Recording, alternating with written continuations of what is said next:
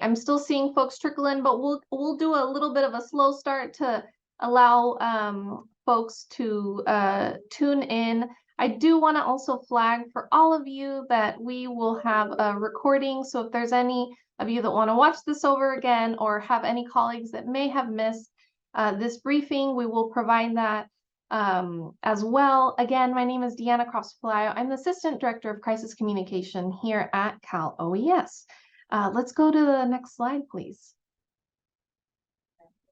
And you're going to hear from a wide variety of subject matter experts today. Number one, you'll hear from Cal OES, Brian Ferguson, who's going to talk a little bit about our storm season preparation, how the state gets ready, and kind of some quick tips that you should think about in the next couple of months as we ask our communities to get ready for storms. You'll also hear from the National Weather Service about something that we've heard much about, El Niño, and what we can expect in the next few months.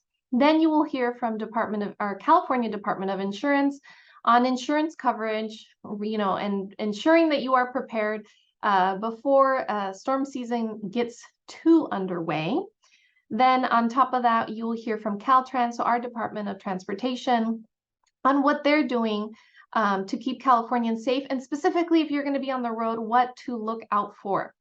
Then at the very end, you will receive more information on resources. So we have put together a myriad of resources for you to disseminate, to send to California communities, flyers, one-pagers, social media kits on so many different topics related to storm season. And we'll take your questions. Again, we encourage you to use the Q&A function there. Will be, our staff will be monitoring, and we're going to take questions at the end. Doesn't mean I won't answer you in the Q&A though. And so with that, I'm going to hand it over to Brian Ferguson, our Deputy Director of Crisis Communication and Public Affairs at Cal OES. Hi, Brian. Thank you, Deanna, and good morning, everyone. Thank you so much for joining us. I guess it's not the morning, it's the afternoon, but we're so pleased that all of you were willing to take a little bit of time today to join us and hear about the efforts that are underway to keep Californians safe during this winter, and also learn a little bit about the steps you can take to push resources out into your community, because that's truly what we're here for, is to kind of talk about the season to come and what proactive measures are available to us, both in information sharing and then in education to our communities.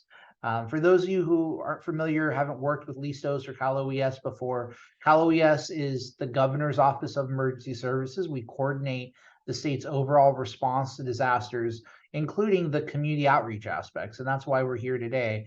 We're very pleased to have a series of experts here going to talk to you about what we foresee in the weather, and then what things you can do or help people do in their community, whether that's having insurance, staying safe on the roads, or getting the word out. And it really is an all hands on deck approach. We've now made it through our fire season here in California and really turning our attention to what could be a challenging and dynamic winter. And you're going to hear from our close colleagues, the National Weather Service, in a few minutes, but we experienced a very challenging and dramatic winter last year that saw a number of fatalities, unfortunately, and more than 40 of our 58 counties under emergency declaration at some point or another. And so really the effort that's underway now is to be ready early and take proactive measures to help folks stay safe. We firmly believe that your chances of surviving a disaster should not be based on where you live, how much money is in your bank account, or the language that you speak. And that's really the basis of having Listos California centered at Cal OES, which is reaching all Californians and meeting them where they're at, and providing life-saving information before a disaster hits, and then also staying with them during a disaster. As you'll hear, we are monitoring closely the weather patterns that come in. We live in a big and dynamic state, and the weather is constantly changing. We can't predict it, but what we can predict is that with climate change rapidly evolving, our state is experiencing more significant and severe disasters, whether that's fire, flood, earthquake, or anything in between. And so while we don't know what this winter has in store, what we do know is that our chance of experiencing a significant event are much greater than they were even just a few years ago. And so it's with that mindset that we're coordinating very closely with our partners at local governments, our state partners you're going to hear from today. But really, one of the guiding principles in disasters is that all disasters are local. The person who comes to your door is likely not going to be someone from Cal OES, but it very well might be your neighbor, your local police department, your fire department, someone from your church that you go to, a community group. And so that's what we want to do, is instill that sort of community support, and give our partners who work on the ground in communities across the state the best available resources. Next slide.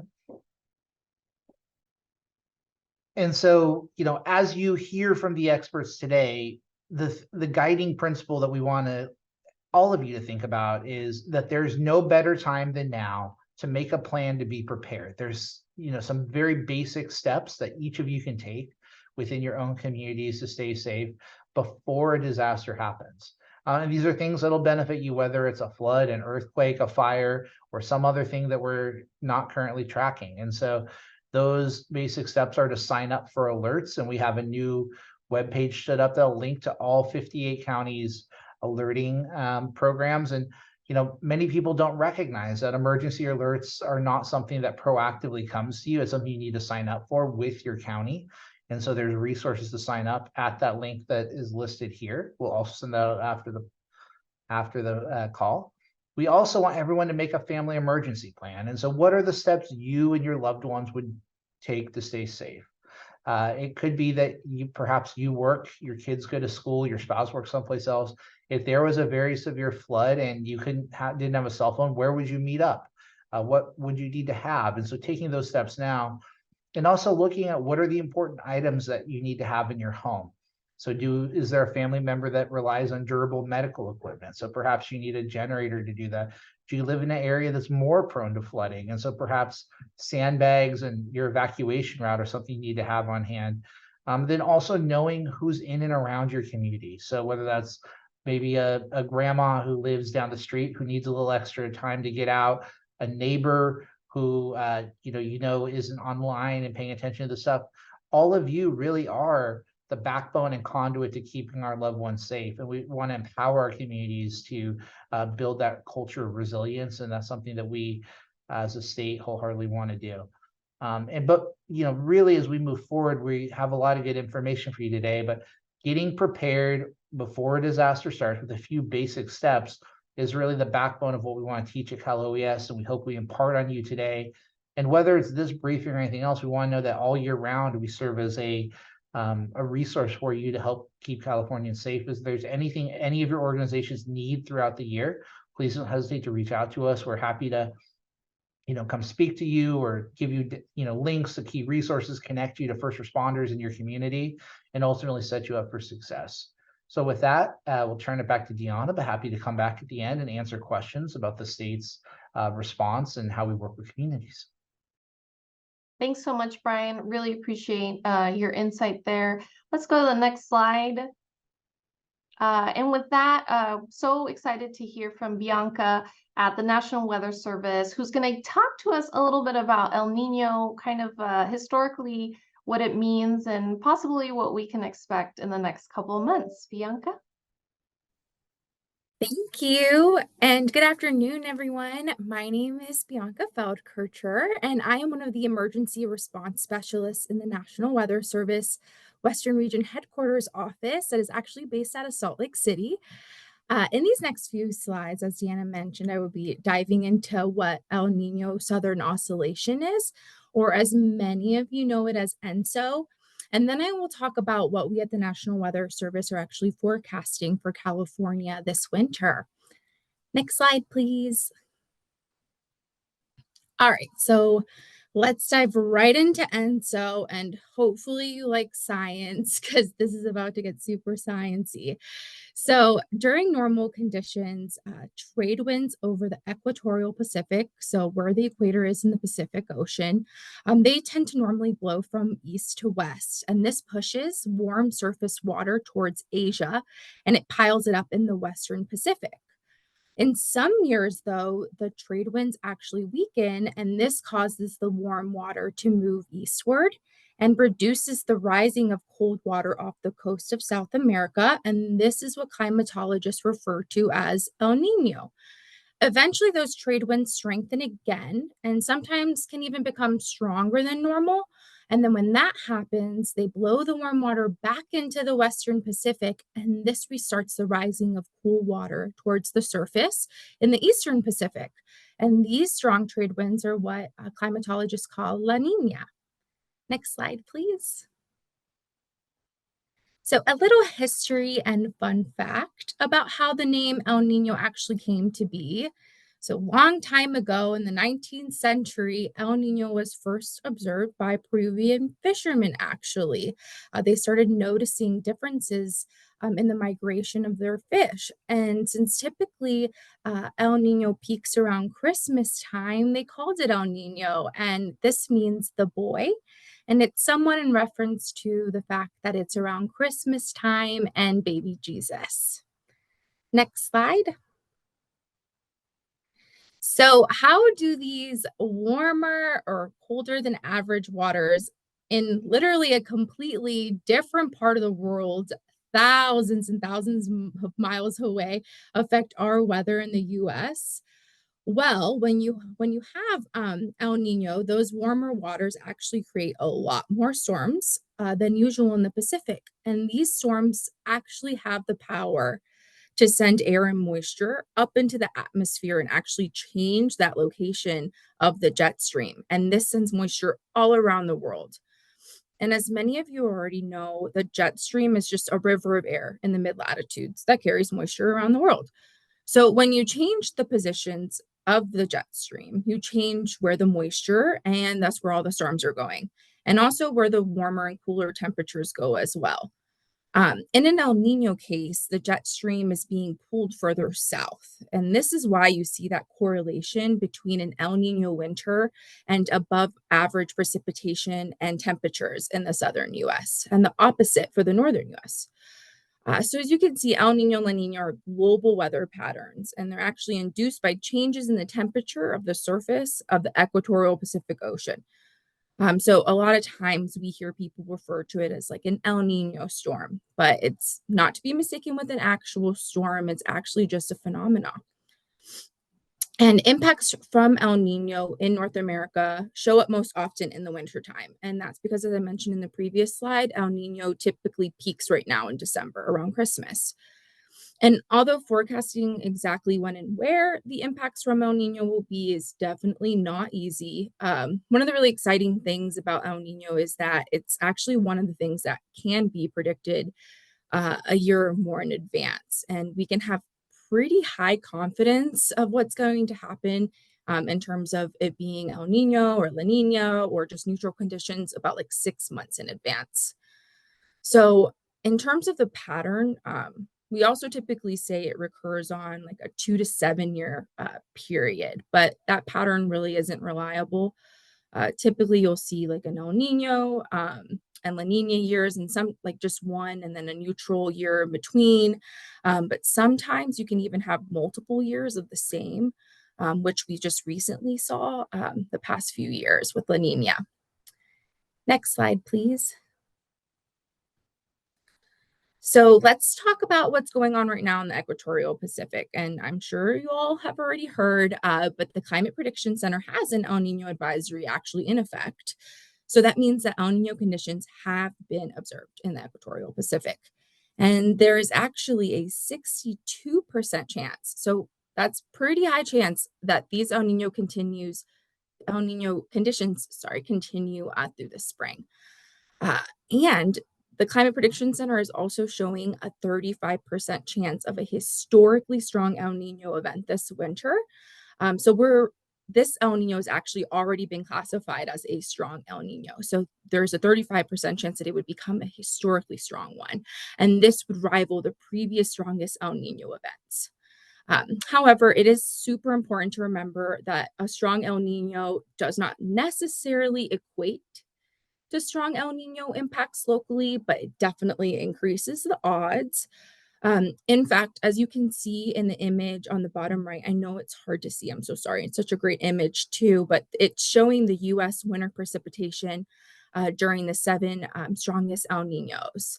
And then you can see that the outcomes of both the 2015 and 16 and 1997, 1998 winter seasons were completely different, but they both occurred during very strong El Nino years. The entire state actually saw a significant amount of precipitation during the 97, 98 winter year, I'm sorry. And with the 2015, 2016 season, it was way more localized and focused in Northern California. And then the rest of California actually had below normal precipitation that winter. And again, both of these were during very strong El Niños.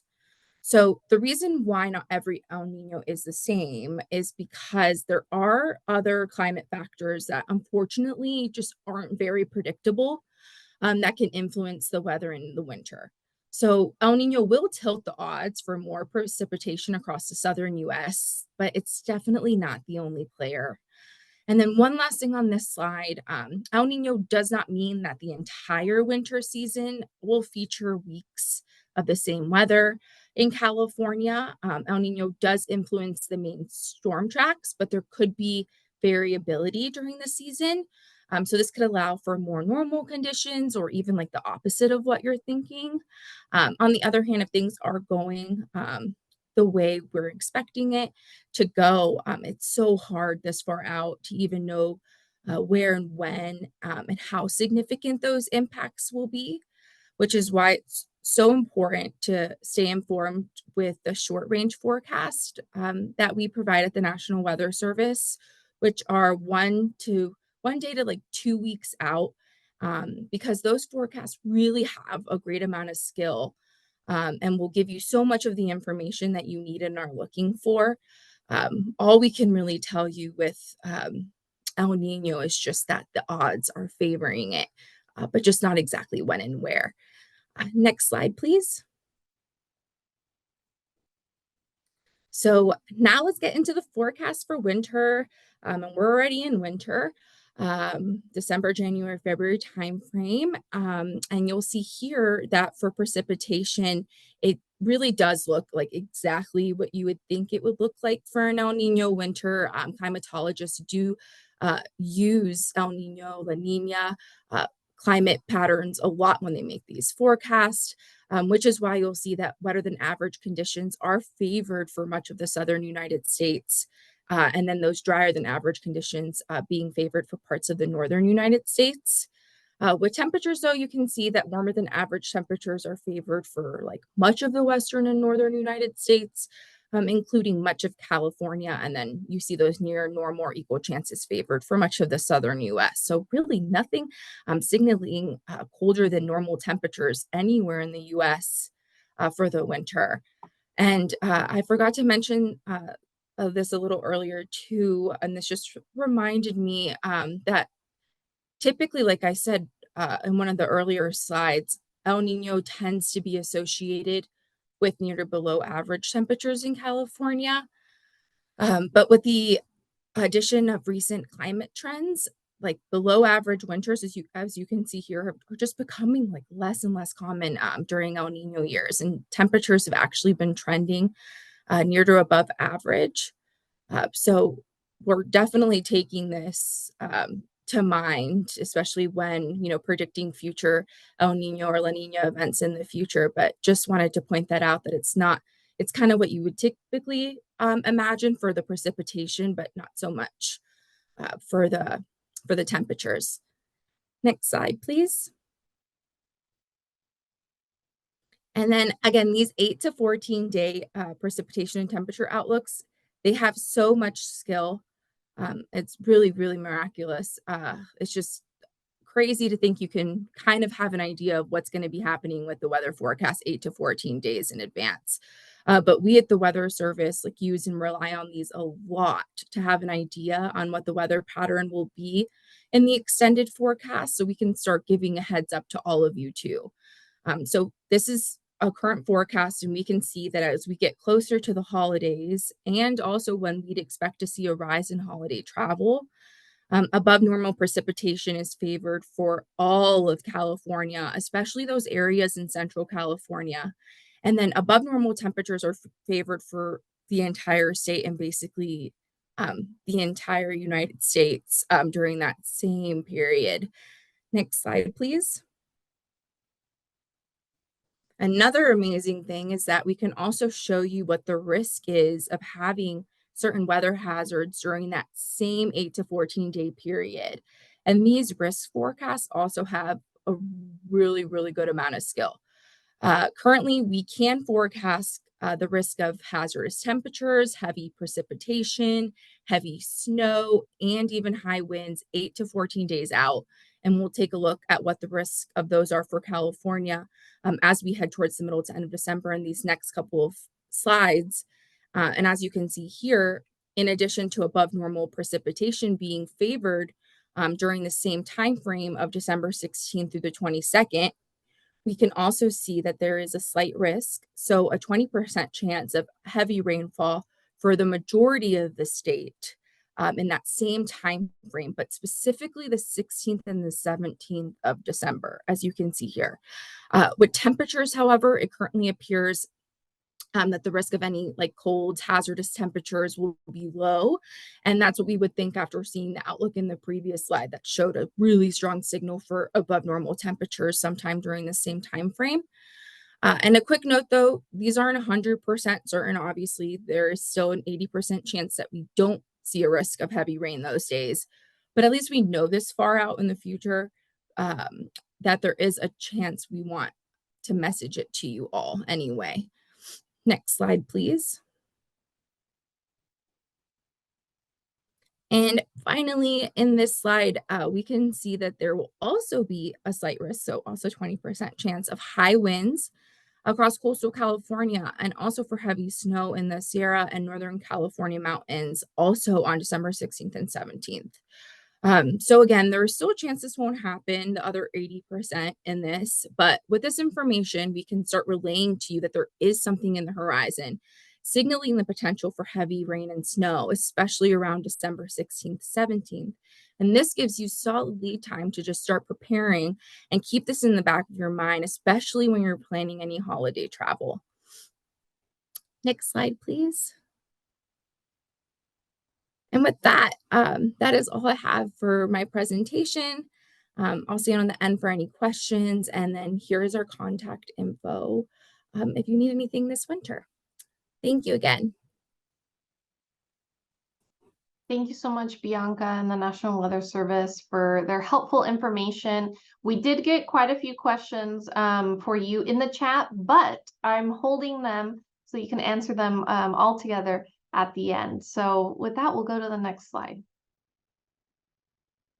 And I would like to introduce my colleague, Yasmin Ortega, perdón, from the California Department of Insurance, who's going to talk to us a little bit about how we can also get ready at home before storm season hits. Yasmin?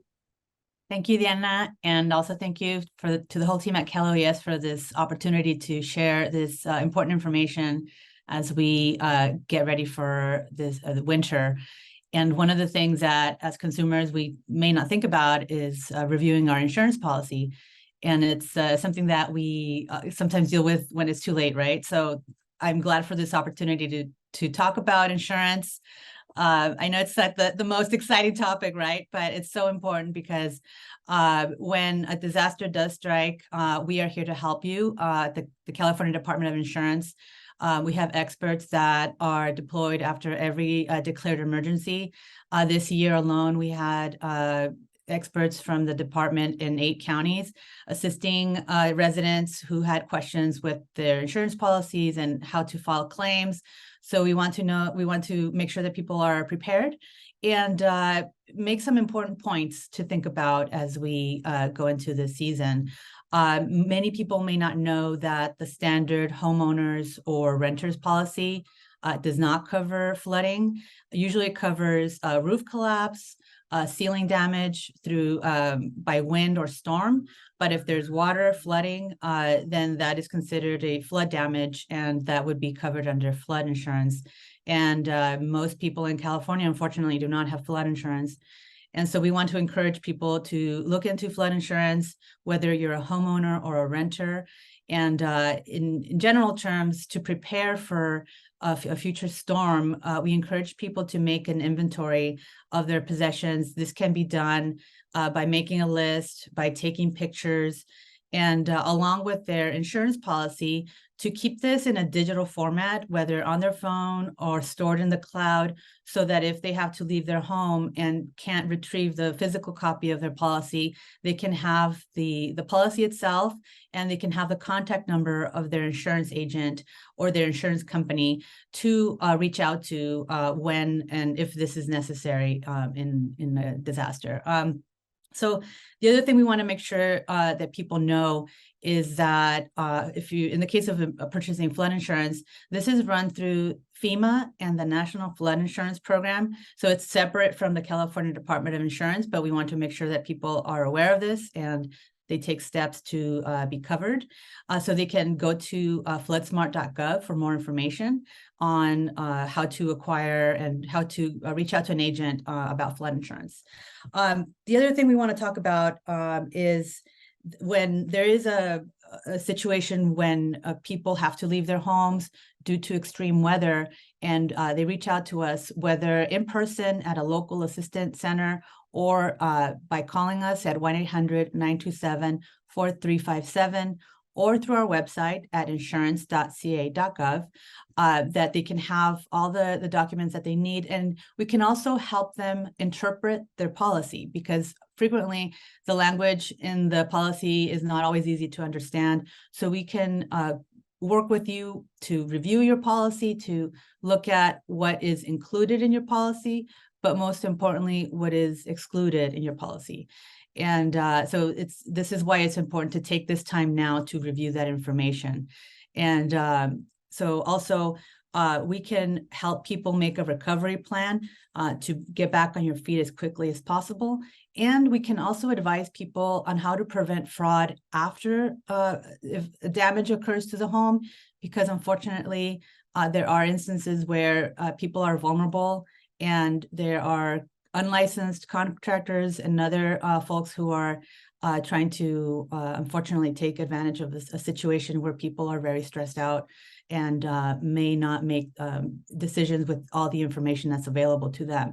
So that's another instance where the California Department of Insurance can assist consumers in getting back on their feet after a storm. And if we can have the next slide, please. Also want to talk about auto insurance. It's another very important area of damage occurring after a storm. Generally speaking, the policy that every driver in California is required to have is a liability policy. It covers damage in a case of a collision. It does not cover damage to a vehicle in case of a branch falling on it, for instance, or flooding due to a storm, or even vandalism or theft, or any other instance that is not a collision. So this is where the comprehensive coverage comes in, and that type of coverage would indeed cover any damage due to storm, flooding, wind, or any other circumstance that is outside of the scope of the liability policy. So please do make sure that you check your auto insurance declaration, make sure you check your policy. This is, again, a good time to change coverage if you need to expand the coverage to make sure you're covered, and so that when the time comes, if let's hope that it's not the case, but that consumers have all the information they have, they can have access to, and they can make good decisions when the time comes. For the, as I said, the homeowner's insurance policy, also this also includes renters. Generally, the policy, again, as I mentioned earlier, for homeowners covers roof collapse, ceiling damage.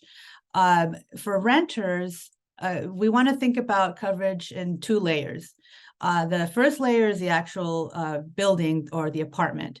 And in the case of renters, if there's damage to a roof or a window, or because of other structural damage, that would be covered by the property owner's policy. So the renter would need coverage to make sure that they're protected for their personal belongings, whether it's furniture, it's electronics, clothing, any items inside the unit or home that would be covered under the renter's insurance policy. And again, as in the homeowner's policy, it does not cover flooding damage. So a renter would need to acquire a flood policy to cover their personal belongings in the event of flood damage. And again, if you have any questions, we are here to help. As I said, our hotline is 1-800-927-4357. Our website is insurance.ca.gov. You can also reach out to us not only by leaving a message or filling out a request for assistance, but you can also use the chat feature. So you can talk to a live person and we can help you sort out any questions you may have about insurance. So thank you again, Cal OES, for this opportunity to share information with you all. Thank you so much, and the Commissioner, for your participation to kind of spread the information and spread the word. We got a lot of questions for you, but we'll grab you at the very end and we'll put them together, and really appreciate your help and information. With that, let's go to the next slide. All right, I am also very excited to introduce Caltrans, Sergio Aceves, who will be talking to us a little bit about the work that they're doing to kind of help keep the road safe, and maybe some tips too if folks are going to be traveling, especially during those holidays. It sounds like there's going to be some weather. Sergio? Thank you, Diana. Good afternoon, everybody. Again, Sergio Aceves, Acting Deputy Director for Maintenance and Operations for Caltrans. Just want to talk a little bit about what Caltrans is doing in preparation for the upcoming winter season, like we do really every year. I'll begin by talking about our strike force team. Within Division of Maintenance, we've established a winter strike force team. This was done to improve statewide communication and to allow for the movement of equipment, personnel, and supplies around the state to respond to winter weather based on needs. Sometimes one part of the state is obviously more affected than others. We've also increased our maintenance staffing and patrols of the state highway system. So we've increased field maintenance staffing and field maintenance highway patrols along the highways, particularly focusing on burn scar areas that are obviously expected to receive significant rainfall. These patrols concentrate on moderate and high-risk locations that are identified through our burned area watershed emergency response teams. These are subject matter experts that visit the site and see what the risk is for mud flow or some other failure due to burn scar areas receiving rainfall. And again, this is done to mitigate risks to the infrastructure and the traveling public following wildfire events. All of our maintenance stations are fully resourced and staffed. Additional staff will be ready to be redirected if needed, depending on department's winter operational needs. We also have contractors on standby, and this is a really important aspect of our partnership that we have with industry. Contractors are the ones that we call upon to help with major damage to the state highway system, major slides, slip outs, failures, where they come in and help us repair the system through our emergency contracting procedures. Inspection of our drainage systems along the state highway systems. We do that. These are maintained to ensure that we avoid blockages of those systems as well as flooding of the roadways. We have some partnerships that we've developed. As we heard earlier from the National Weather System, we also in Caltrans coordinate and maintain contact with the National Weather System for real time severe weather alerts to help with the department's winter operations response. We also monitor river flows of our waterways that are crossing bridge locations, especially what we call critical bridge structures that could be at risk of damage due to extreme winter weather events.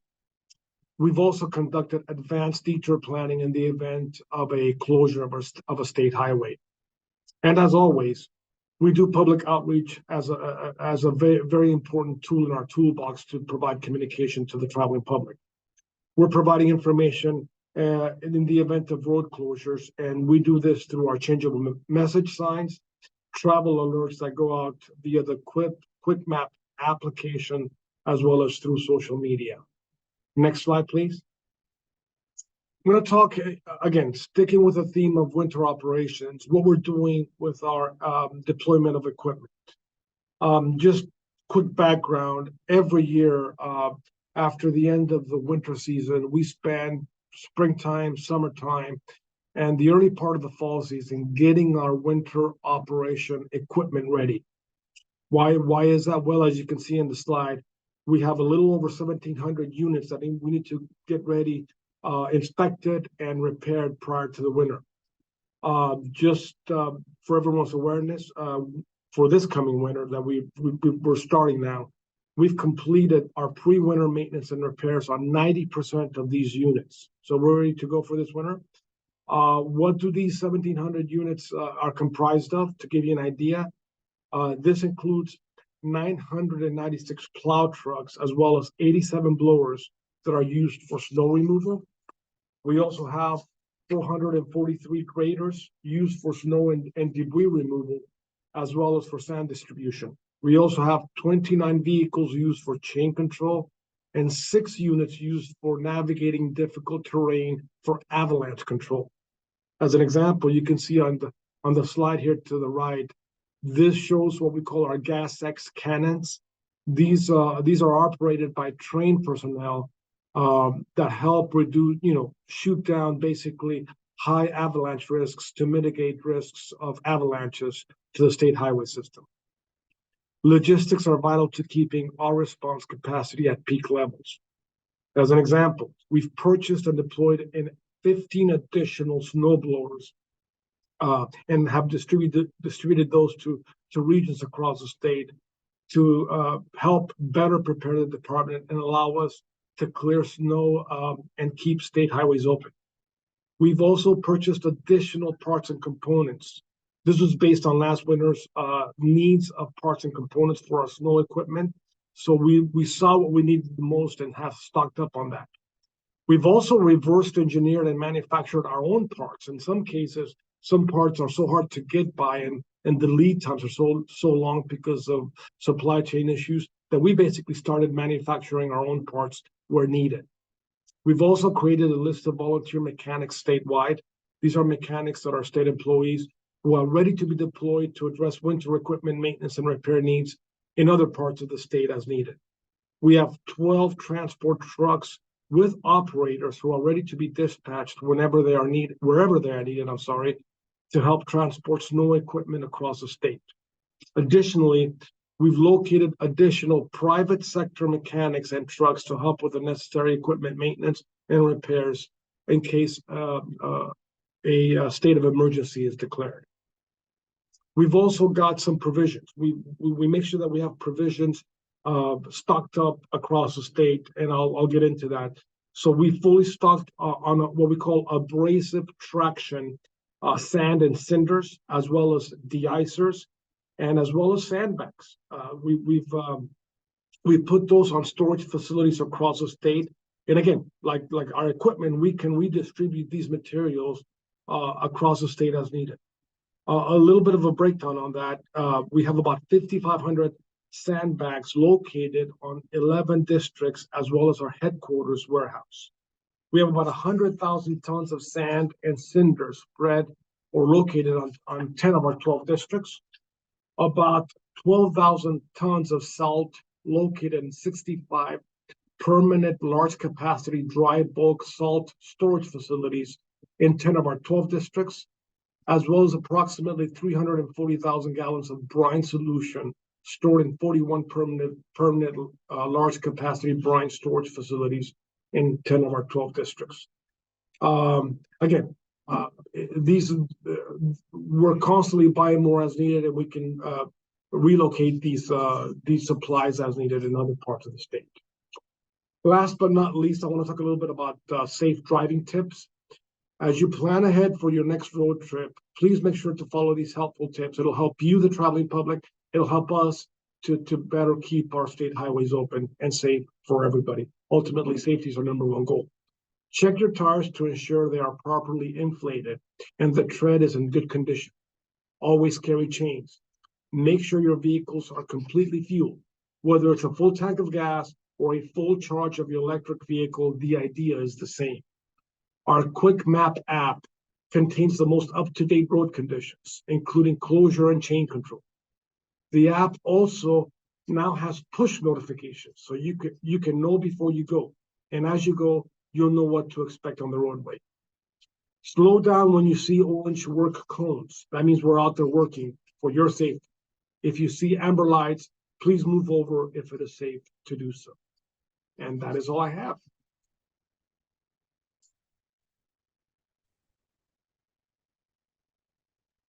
Thank you so much to Caltrans and Sergio for that really helpful information. And again, I can't advocate enough for everyone staying safe on the roads and also respecting all of the workers that are out there to ensure that our roads do stay safe. It really takes a village to ensure that we are all okay this season. With that, let's go to the next slide, please. I guess that's me. So yeah, basically one of the biggest reasons of why we are here today is to not only inform you all on some helpful, tips and tricks ahead of the storm season, what to expect as well, but also we have proactively completed a whole series of resources for all of you to use within your own communities. Number one, we have a new emergency alerts page that we are really excited about, where it is super user friendly. You can just put in your zip code or just do your location, and it'll help you sign up for emergency alerts. So check it out at listoscalifornia.org/alerts. Let's go to the next slide. It's so important to sign up for alerts, I do want to add, just because it will give you, your local governments will give you that advance warning in case there is imminent flooding, or, if we were at a different part of the year, if there was a wildfire, or perhaps if there's, high winds or a possible power outage. So those alerts are very life-saving, and they come individually from your local government. With that too, I mentioned that we put together a whole bunch of resources and informational flyers and one-pagers on storm season safety. That's what we're calling it, right? And so we want folks to ensure that they have the tips and tricks on mudslides and debris flows, or during a flood or a power outage, or if there's cold temperatures, high wind, and deep snow. On top of that too, we have put together some really helpful information specifically on knowing your rights if you are seeking shelter, and if there is an emergency shelter that opens in your area, and then also those tips and tricks on how to stay safe on the road. So we were really excited to work with Caltrans also on some of those important tips, and these are for you to use whether you're out in the community, and you can go to our website and download and print them out. They're going to be available in 13 languages, English and Spanish for now, and I believe some of our other threshold languages too, and then 13 languages very soon. So depending on the region, we hope that one of those languages will satisfy your community's needs. Let's go to the next slide. I mentioned that shelter, basically kind of quick guide. This is a palm card, so it fits in the palm of your hand, and it's letting people know, hey, public shelters and warming centers are open for everyone. You won't be asked for ID. This won't be used, against you as a form of public charge. And, we just want you to stay safe. And so there's that palm card, also in all of the multiple languages. And then we do also have a trifold that's kind of helpful. You can fold up and also have just some really quick tips on how to stay safe before, during, and after a storm. Next slide. And also another awesome thing that we are piloting for now is a 5-day text message course in English, Spanish, Hmong, and Punjabi. And so this will really set people up for success for storm season safety. It will walk them through what they need to do now, what they need to do during and after a storm, and really provide them those concrete preparedness tips in the palm of their hand. And so feel free to scan that QR code or text CA Winter to 20202. We really hope that you take advantage of this and spread the word out to your communities that there is this resource that's available digitally as well. Let's go to the next slide. And with that, I'm going to introduce my colleague at Lamont Digital, Alf Lamont, who has put together a whole series of social media graphics and toolkits related to storm season safety that we hope that you will utilize as well on your social media channels. Al? Hi, everybody. We are deeply appreciative that you are here. And as Deanna mentioned earlier, you are, in fact, the tip of the spear for helping us get in front of these storms and in front of potential severe weather.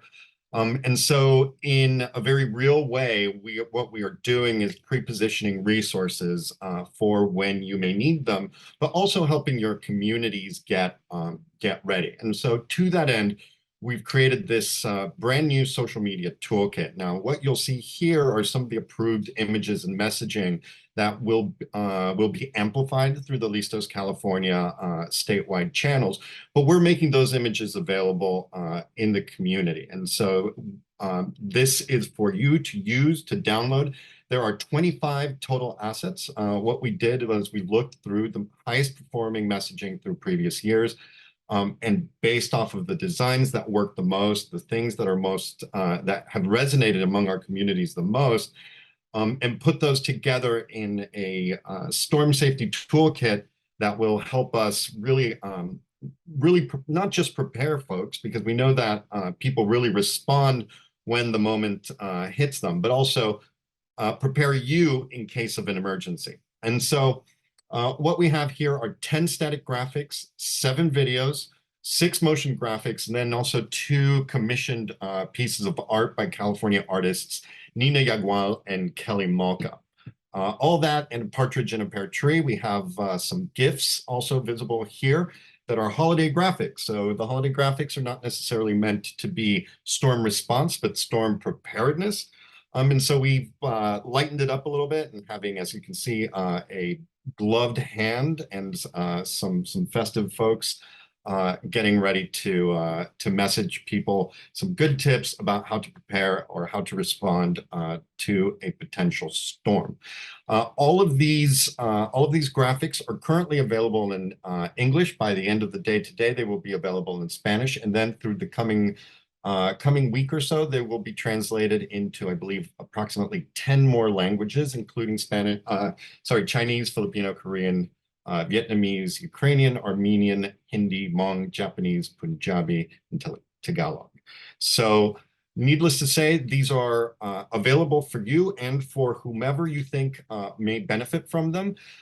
These belong to the people of California. They are not the exclusive property of Listos California or Cal OES. So if you need to change the language, if you need to add your logo, whatever you feel you need to do to these images to alter them, alter the language, to make sure that you are hitting your communities, we welcome that, we encourage it.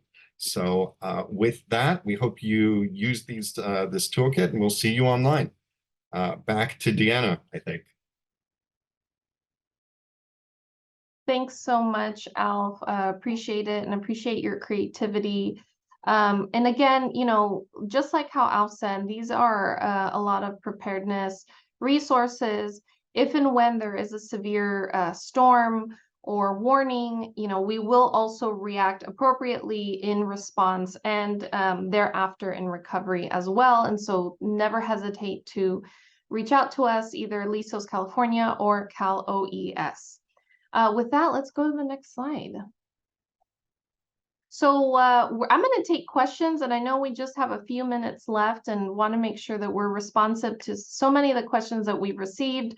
But I do want to flag, you know, we want you to share the resources if they are helpful for you. They were made through Cal OES and Listos California, but feel free to put your logo and you know, personalize them as needed. And then also just a reminder, during an emergency, share official resources only. Don't contribute to any kind of misinformation. And so a lot of those local, state, you know, channels are going to be the best ones there to share any kind of information. And then it really takes a village, it takes a community community of resiliency. So check in on friends, neighbors, and loved ones. Ask them if they have preparedness tips, if they have a go bag, or if they've thought about a family emergency plan. Ask them now before the weather gets too bad. And then also during, it also may be really helpful to be able to check in on them if there is any kind of inclement weather. So with that, I am going to pass it over to Department of Insurance. Yasmin, we've gotten a bunch of questions for you, in particular about, you know, kind of some assistance, maybe for some lower income residents, or just a quick reminder of how people can kind of go to your website to kind of get more information and be able to be walked through some of their help. Do you mind maybe answering some of those questions? Yes, thank you, Diana. I've been in the Q&A answering some questions that they've popped up. And so I want to reiterate that the National Flood Insurance Program is run by FEMA. And so the very specific questions on coverage, I would refer folks to the National Flood Insurance Program, because just like any policy, whether it's homeowners policy, an auto policy, renter's policy, every specific policy will be different because it depends on the different circumstance, right? The square footage, for instance. So there's different variables that determine how much a policy will cost. So we can also not give a blanket amount of what's the average cost of a policy, for example. So I would refer folks to the National Flood Insurance Program and floodsmart.gov for more information on acquiring a flood insurance policy. And you can also go on our website. As I mentioned in one of the responses, we have some information on how to prepare for a flood, the consumer information on the contractors, for example, that's also on our website. If you go to insurance.ca.gov, on the front page, there's a photo and it says, "Are you covered for flooding?" So this is a consumer alert that summarizes the information that I have provided here today. It has, I would venture to say, even more information on how you can acquire flood insurance, how to respond to a current flooding situation, who to call. We have also FEMA's contact information as well on our website.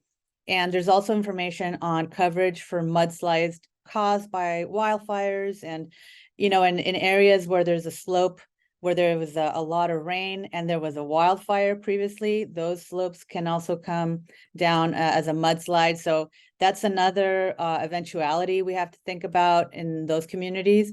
And it also goes into auto insurance coverage that we mentioned earlier, fallen tree damage, and the coverage is there.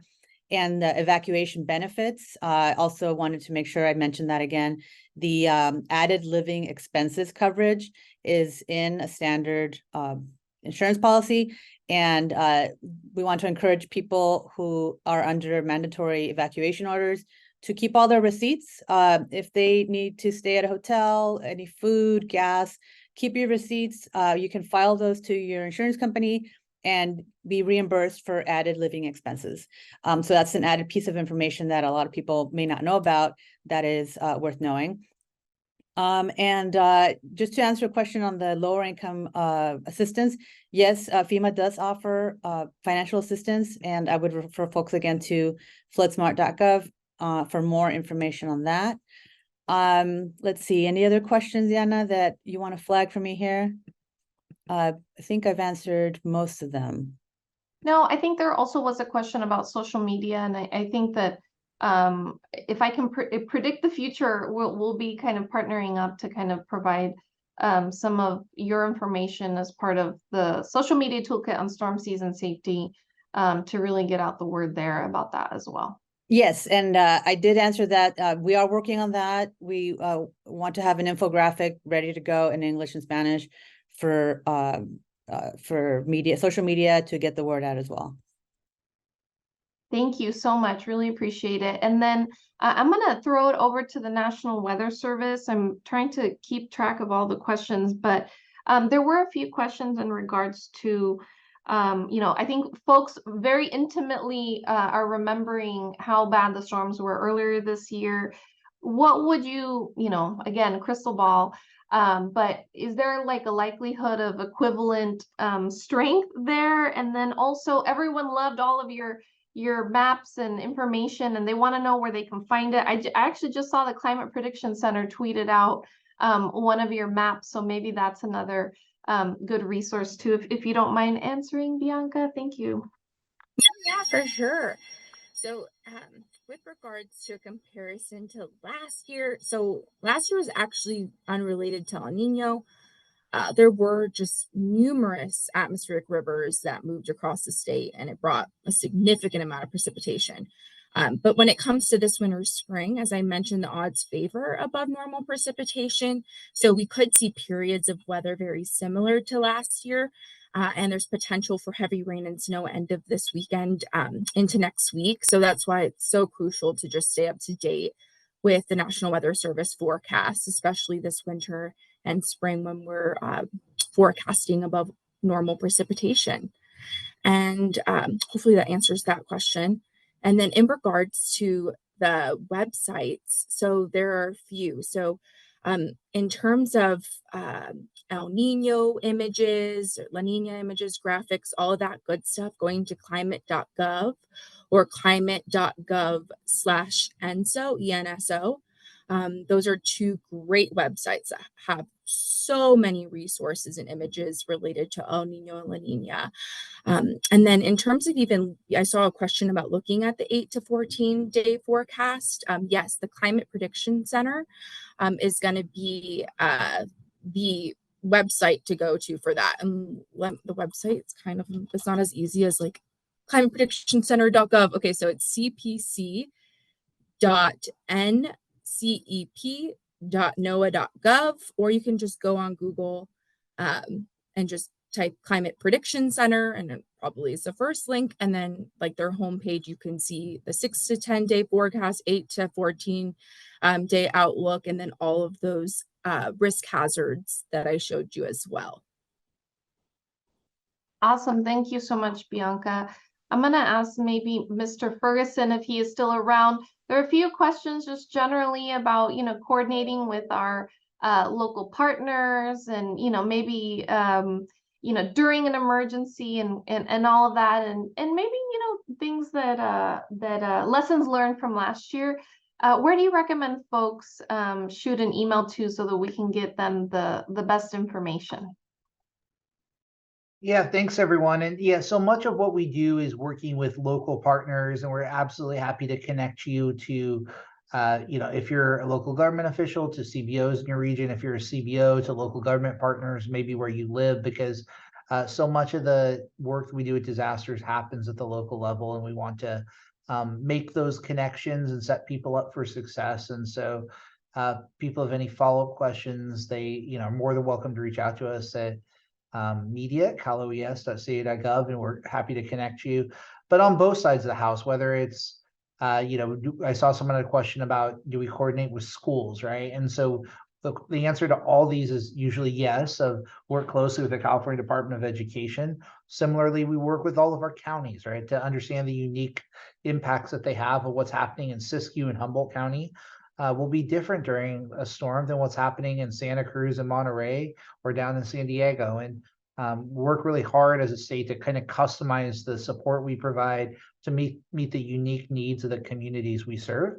And that will continue as we move forward. And really that's why the purpose of having these calls is to connect everyone who participates with those in their jurisdictions who can provide resources. It really isn't about who provides the resource, it's about keeping folks safe, and really want an all hands on deck approach. And all of you, by participating today, are a key part of that. And we do thank you for the work you do, not just on storms, but all year round. Thanks so much, Brian. That's a perfect close. And I will also add to that we will have a follow-up email to all those who registered to provide them copies of the PowerPoint, recordings, in all of the multiple languages, and then also all of the resources that were mentioned here. Again, if you have any questions or want to reach out to us or want to maybe touch base with one of the speakers, that you saw during the call, do not hesitate to email us at media, MEDIA, at caloes.ca.gov.